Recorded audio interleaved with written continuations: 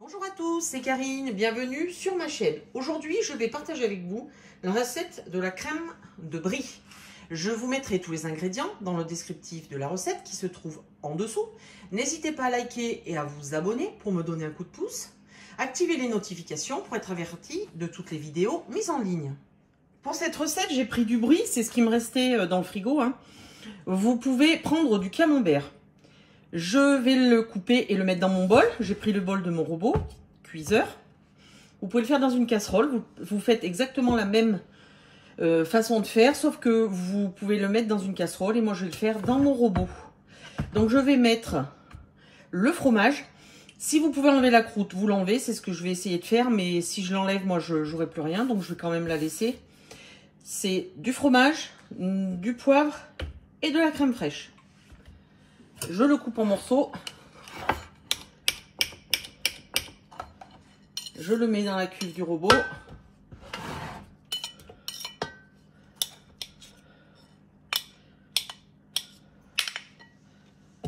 Hop.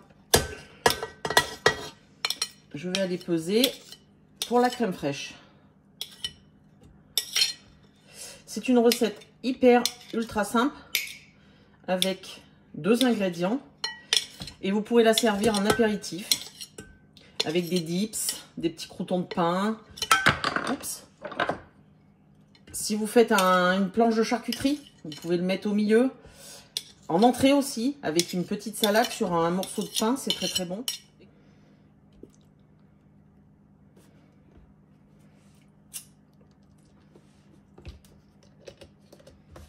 Je poivre. Vous mettez la quantité de poivre de votre choix. Après, vous pouvez mettre des herbes ou des épices. Moi, je le fais nature pour vraiment avoir le goût du brie. Je vais passer à la cuisson. Vous le faites au robot, vous le mettez à cuire 6 minutes à 80, vitesse 2. Si vous le faites sur votre casserole, c'est pareil. Vous le mettez à peu près 6 minutes. Vous mettez feu doux pour pas que ça brûle et que ça déborde. Et vous remuez régulièrement. Le brie est fondu. Il y a la croûte, mais voyez, une fois moulinée, elle se verra même pas. Si par hasard vous avez de la croûte et que vous le faites hors d'un robot comme ça, pensez bien avec votre piat de soupe de bien mouliner. Voilà le résultat. Si vous voulez un peu plus lisse, vous le moulinez plus longtemps. J'ai une texture lisse. Je vais le mettre dans un bol.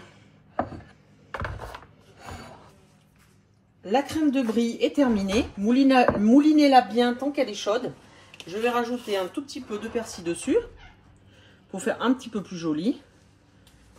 Et je vous souhaite un très bon apéro.